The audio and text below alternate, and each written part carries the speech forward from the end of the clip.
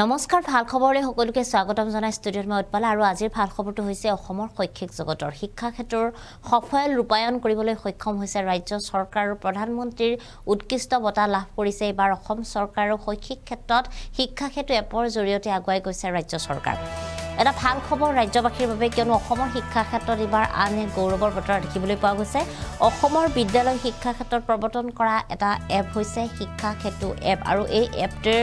যেতিয়াৰ পৰা প্ৰচলন হৈছে তেতিয়াৰ পৰা এই এপটিৰ জৰিয়তে সফল ৰূপায়ণ কৰিবলৈ সক্ষম হৈছে ৰাজ্য চৰকাৰৰ 2024ৰ প্ৰধানমন্ত্ৰীৰ উৎকৃষ্ট বঁটা লাভ কৰিবলৈ সক্ষম হৈছে এই এপটিৰ বাবে অসম চৰকাৰে ইতিমধ্যে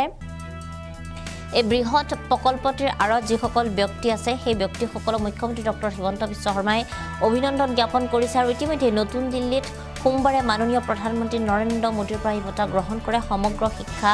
অভিযান অসমৰ মিছন সঞ্চালক ডক্টৰ ওম প্ৰকাশে ইতিমধ্যে যেটো আমি সকলোৱে দেখিছোঁ শিক্ষা ক্ষেত্ৰ এপৰ সৈতে অৰ্থাৎ এই এপৰ জৰিয়তে ৰাজ্যৰ প্ৰাথমিক বিদ্যালয়ৰ পৰা আৰম্ভ কৰি মাধ্যমিক বিদ্যালয়ৰ যিসকল শিক্ষক শিক্ষয়িত্ৰী থাকে তেওঁলোকে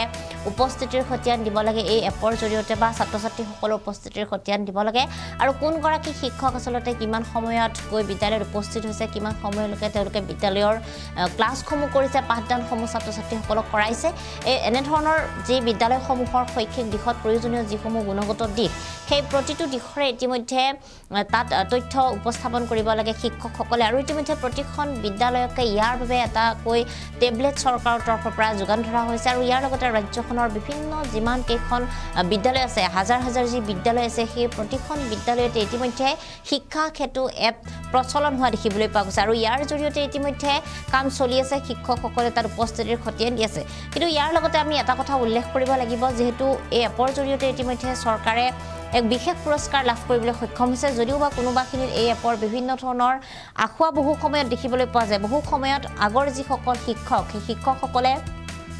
এই এপৰ জৰিয়তে তেওঁলোকে উপস্থিতিৰ খতিয়ান দিবৰ বাবে বিভিন্ন ধৰণৰ অসুবিধাত পৰে বা নেটৱৰ্ক সমস্যাৰ কাৰণে বহু সময়ত আচলতে যি তেওঁলোকে উপস্থিতিৰ খতিয়ান দিব লাগে সেয়া তেওঁলোকে সময়মতে দিব নোৱাৰে বা যিমান সংখ্যক ছাত্ৰ ছাত্ৰী থাকে তেওঁলোকৰ খতিয়ান সময়মতে দিব নোৱাৰে আৰু ইয়াৰ বাবে এই এপটি বহু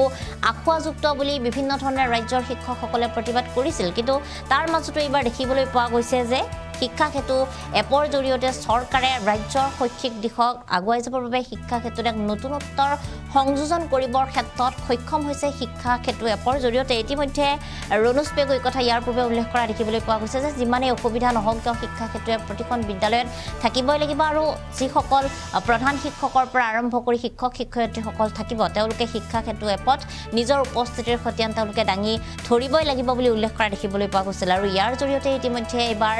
চৰকাৰে অসম চৰকাৰে 2024ৰ প্ৰধানমন্ত্ৰীৰ উৎকৃষ্ট বঁটা লাভ কৰিবলৈ সক্ষম হৈছে আৰু অসমৰ শিক্ষা ক্ষেত্ৰত শিক্ষা ক্ষেত্ৰ এপে এই গৌৰৱৰ বতৰা কঢ়িয়াই অনা দেখিবলৈ পোৱা গৈছে আৰু ইয়াৰ পিছত আচলতে শিক্ষা ক্ষেত্ৰ এপ